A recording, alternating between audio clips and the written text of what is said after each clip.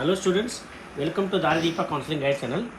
ಇವತ್ತು ಇದರಿಂದ ಒಂದು ವಿಡಿಯೋ ಬಿಟ್ಟಿದ್ದಾರೆ ವಿಕಾಸನದಲ್ಲಿ. ಅದರ ಪ್ರಕಾರ ಥರ್ಡ್ ರೌಂಡ್ ಮೆಡಿಕಲ್ ಮತ್ತು ಡೆಂಟಲ್ ಕೌನ್ಸಿಲಿಂಗು ಈಗ ಪ್ರಾರಂಭ ಆಗುತ್ತೆ. ಸೊ ಇದರಲ್ಲಿ ರಿಜಿಸ್ಟ್ರೇಷನ್ ಮಾಡಿಸ್ಲಿಕ್ಕೆ ಅವರು ಇದನ್ನು ಲಿಂಕನ್ನು ಬಿಟ್ಟಿದ್ದರು. ಅದರಲ್ಲಿ 2000 ಅಂದರೆ 2000 ಜನ ನ್ಯೂ ರಿಜಿಸ್ಟ್ರೇಷನ್ ಆಗಿದ್ದಾರೆ. ಸೊ ಇದರಲ್ಲಿ ಈ ಒಂದು ಕೌನ್ಸಿಲಿಂಗ್ನಲ್ಲಿ ಸುಮಾರು 379 ಮೆಡಿಕಲ್ ಸೀಟು ಉಳಿದಿದೆ ಮತ್ತು ಡೆಂಟಲ್ 187 ಸೀಟು ಉಳಿದಿದೆ. ಅದು ಹೆಂಗಂದರೆ ಕೆಲವೊಬ್ಬರು ಕ್ಯಾನ್ಸಲ್ ಮಾಡ್ಕೊಂಡಿದ್ದಾರೆ ಸೀಟ್ನ, ಕೆಲವೊಬ್ಬರು ಉಳಿದಿದ್ದ ಸೀಟ್ಗಳು ಯಾರೂ ಅಪ್ಲೈ ಮಾಡಿರಲಿಲ್ಲ. ಸೊ ಇದರಲ್ಲಿ management seat 245, government seat 15, private seat 118, NRI seat 1. ಇನ್ನು ಡೆಂಟಲ್ನಲ್ಲಿ government seat 28, private seat 93, management seat 66, total 187 seat, medical seat 379. So ಇವಕ್ಕೆ ಯಾರ್ಯಾರು ಎಲಿಜಿಬಲ್ ಅದಾರೆ ಅಂದರೆ ವೆಟರ್ನರಿ, ಆಯುಷ್, ಡೆಂಟಲ್ ಈ ಎಲ್ಲ ಏನು ಕೋರ್ಸಸ್ ಅದಾವಲ್ಲ, ಅಂದರೆ ಮೆಡಿಕಲ್ಗೆ ಮತ್ತು ಡೆಂಟಲ್ಗೆ ಹೋಗ್ಲಿಕ್ಕೆ ಬರೋದಿಲ್ಲ ಅಂತ ಬಿಟ್ಟು ಉಳಿದ್ರೆ ಯಾರ್ಯಾರು ಆಲ್ರೆಡಿ ಸೀಟ್ ಸಿಕ್ಕಿದ್ದಾವೆ ಅವರೇನಾದರೂ ಅಪ್ಗ್ರೇಡ್ ಆಗಬೇಕು ಅಂದರೆ ಇವರೆಲ್ಲರೂ ಮೆಡಿಕಲಿಗೆ ಆಗಬೇಕಂದ್ರೆ ಇವರೆಲ್ಲ ತಮ್ಮ ಒಂದು ಸೀಟನ್ನು ಅಂದರೆ ತಮ್ಮ ಡಾಕ್ಯುಮೆಂಟನ್ನು ಅವ್ರ ಕಾಲೇಜಿನಲ್ಲಿ ಕೊಡ್ತಾರಿಲ್ಲ ನೋಡಿಕೊಂಡು ಅದ್ರ ಬಗ್ಗೆ ದಾಖಲೆಯನ್ನು ಕೊಡ್ತಾರೆ ಅನ್ನೋ ವಿಚಾರ ಮಾಡಿಕೊಂಡು ಇವರೆಲ್ಲ ಭಾಗವಹಿಸ್ಬೋದು. ಮತ್ತು ಇನ್ನು ಯಾರು ಆಲ್ರೆಡಿ ಸೀಟ್ ಸಿಕ್ಕಿರೋದಿಲ್ಲ ಅವರು ಕೂಡ ಭಾಗವಹಿಸ್ಬೋದು. ಆಲ್ರೆಡಿ ಈಗ ಮೆಡಿಕಲ್ ಸೀಟ್ ಇದ್ದವರು ಮೆಡಿಕಲ್ ಸೀಟಿಗೆ ಅಪ್ಗ್ರೇಡ್ ಆಗಲಿಕ್ಕೆ ಬರೋದಿಲ್ಲ, ಡೆಂಟಲ್ ಇದ್ದವರು ಡೆಂಟಲ್ಗೆ ಒಂದು ಅಪ್ಗ್ರೇಡ್ ಆಗಲಿಕ್ಕೆ ಬರೋದಿಲ್ಲ.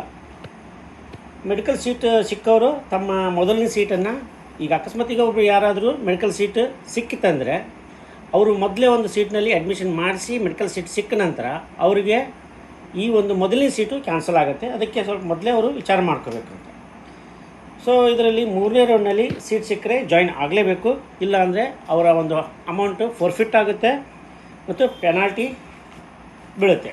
ಸೊ ಇದರಿಂದ ನೀವು ತುಂಬ ಜಾಗರೂಕತೆಯಿಂದ ಆಪ್ಷನ್ ಎಂಟ್ರಿ ಮಾಡಬೇಕು. ಇನ್ನು MCCಯಲ್ಲಿ ಭಾಗವಹಿಸ್ಬೇಕಂದ್ರೆ MCCಯಲ್ಲಿ ಕೆಲವೊಂದು ಭಾಗವಹಿಸ್ಬೋದು.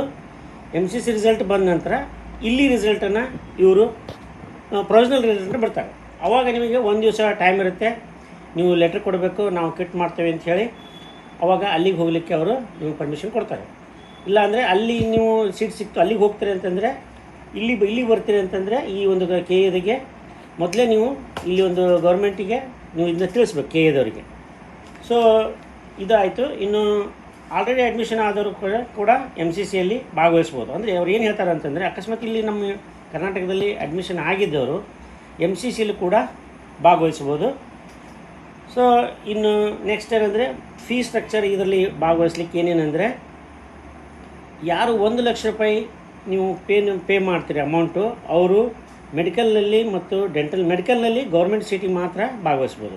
1 ಲಕ್ಷ ರೂಪಾಯಿ ನೀವು ಡಿಪಾಸಿಟ್ ಮಾಡಿದರೆ ಗೌರ್ಮೆಂಟ್ ಸೀಟಿಗೆ ಮಾತ್ರ ಮೆಡಿಕಲ್ ಸೀಟಿಗೆ ಗೌರ್ಮೆಂಟ್ ಸೀಟ್ ಮಾತ್ರ ನೀವು ಅಪ್ಲೈ ಮಾಡ್ಬೋದು. ಅಂದರೆ ನೀವು ಆಪ್ಷನ್ ಎಂಟ್ರಿ ಮಾಡುವಾಗ 1 ಲಕ್ಷ ಮಾಡಿರ್ತಾರಲ್ಲ ಅವ್ರಿಗೆ ಮೆಡಿಕಲ್ ಸೀಟ್ ಮಾತ್ರ ಆಪ್ಷನ್ ಎಂಟ್ರಿ ಬರುತ್ತೆ. ಯಾರು 1 ಲಕ್ಷ ಮಾಡಿರ್ತಾರೆ ಅವರಿಗೆ ಡೆಂಟಲಿನ ಎಲ್ಲ ಸೀಟುಗಳು ಬರ್ತಾವಲ್ಲ ಎಂಟ್ರಿ ಮಾಡಲಿಕ್ಕೆ.